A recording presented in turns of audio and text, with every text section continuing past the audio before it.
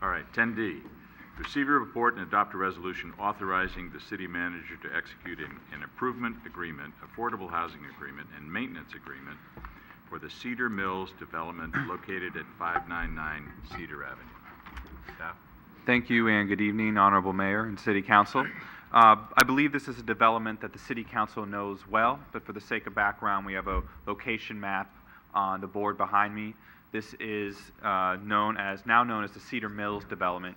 Used to be known as the Cedar Grove development, and there was a name change recently. This is a development that is just getting underway, under construction. It was approved by the Planning Commission earlier this year and is proposing 14 new single-family homes on smaller lots on what was formerly the Peninsula Christian Fellowship Church site, a church that burnt down nearly 10 years ago. As part of the normal approval process, there was an architectural review permit approved, something called a planned unit permit that allowed smaller lots, as well as a tentative map as required by the Subdivision Map Act.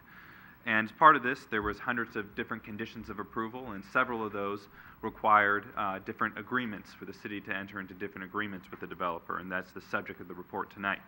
And that includes an improvement agreement, and I'll go into the details later, but an improvement agreement, an affordable housing agreement, as well as 2 different maintenance agreements. And before I go into the details, you may note that this is the first time that you're seeing a number of different agreements before you on the same agenda. In the past, we've done it on a piecemeal basis where you might have seen you've basically only seen the improvement agreements coming before you. Our city attorney, Mark Zaffarano, pointed out that it's typical to take up all the agreements for city councils to look at. So that is the practice that we're bringing forward to you now, and that you'll see in the future. And we're always going to aim to bring you all the agreements at one time, so you can see the full picture of the different agreements that are associated with each development.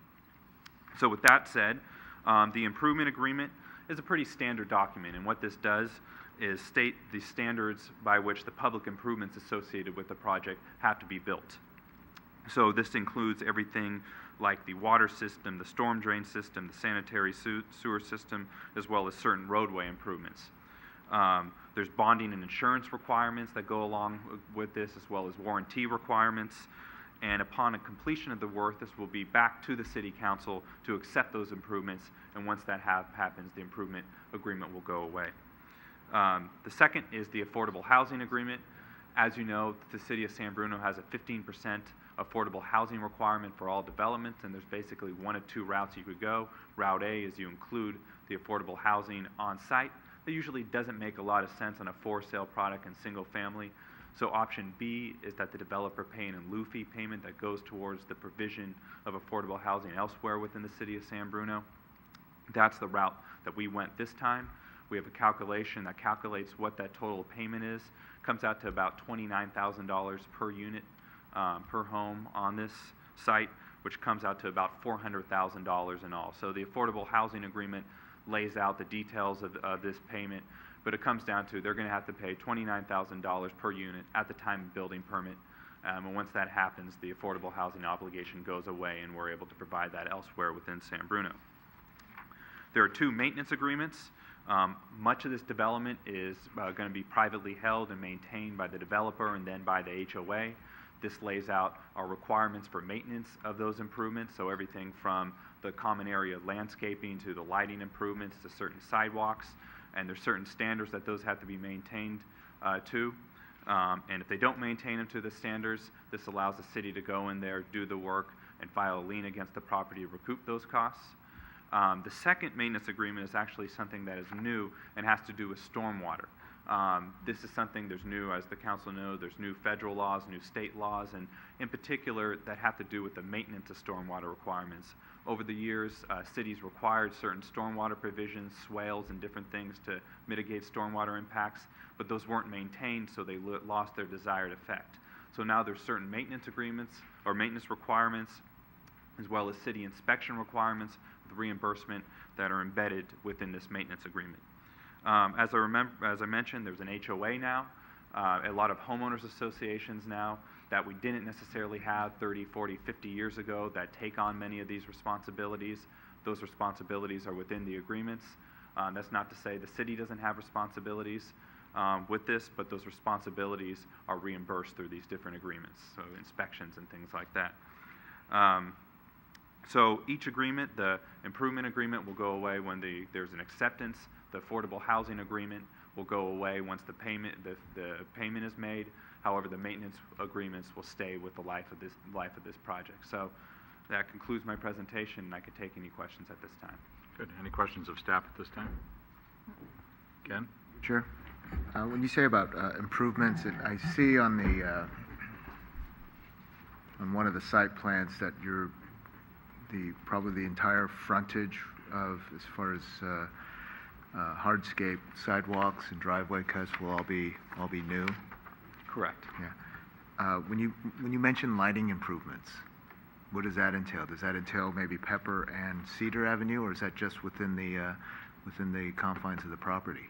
Correct. I believe, and Clark could correct me if I'm wrong, a majority of the lighting improvements are going to be the private lighting improvements on site. So there's new homes back there in the Grove area, as well as where the church parking lot is now. The lighting outside, there's already lights out there, which will remain.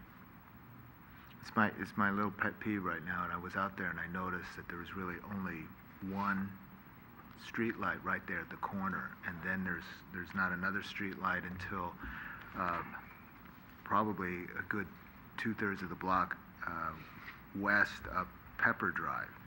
So I mean, I can't recall what the effect is like in the evening there, but it would just seem that this would be the time to probably improve lighting on the street. Okay. Yeah.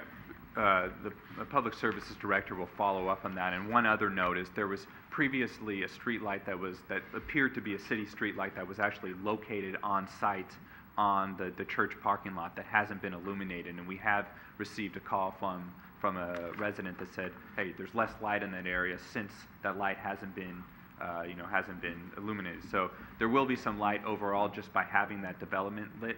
But I agree, we'll take a look at the perimeter as well. All right, Mr. Riegel. Yes, Honorable Mayor and Council, and I believe the representative from the project. I'm here as your representative to the Mosquito and Vector Control District with a couple small requests of the proposed developer. I met with our district director, Robert Gay, and he is in agreement with these couple little requests. The district requests a copy of the proposed plans for this project that deal with how collected stormwater will be collected, stored, and redirected back into the ground. The district's concern relates to possible effects of standing water on the breeding of mosquitoes. Number two, if some of the water is to be directed to an off-site location, we request information on this aspect also. And thirdly, the district also desires to be provided with the contact information for the person or persons and numbers to be used to gain access to any locked or fenced areas for sampling and possible treatment. And I have a copy of this that I will, and I have our district contact information for the person, and I supplied this to Aaron and Clara ahead of time. Okay. Thank you. Do we have any issues with that, Aaron? No, absolutely. We could get him the information, and actually the stormwater maintenance agreements are aimed to take care of some of those issues that used to happen with standing water within broken stormwater systems. So we'll get him the information, and there's also Public Service Director is pointing out there's an access to property section within the maintenance agreements which allows access, so that's covered there as well. So the approval tonight, if it goes through, of this resolution, in fact, includes the request? Correct. Okay. Any other questions? Action? No, Irene? Oh, I'll do the action, but also I want to say I appreciate having everything all together. I would read one section, have a question, and then continue reading and have it answered in the next part of what we were doing. So thank you. This makes a lot more sense. So with that, I will introduce the resolution. Councilmember O'Connell. Aye. Councilmember Medina. Aye. Councilmember Ibarra. Aye. Vice Mayor Salazar. Aye. Mayor Ruane. Aye.